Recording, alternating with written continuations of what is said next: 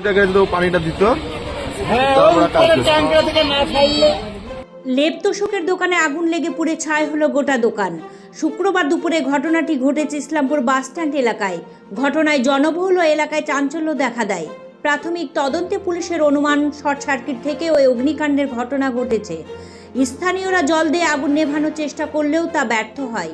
দোকানে থাকা তুলো সহ অন্যান্য সামগ্রী অল্প সময়ের মধ্যেই পুড়ে ছাই হয়ে যায়। পরে খবর পেয়ে দমকল থেকে দমকলের একটি ইঞ্জিন পৌঁছে আগুন আয়ত্তে আনে। ওই ঘটনায় ব্যাপক ক্ষতির সম্মুখীন হয়েছে মতি শেখ নামের ব্যবসায়ী। সুনিতা মুর্শিদাবাদের সর্বকালের সেরা এবং ঐতিহাসিক বস্ত্র প্রতিষ্ঠান।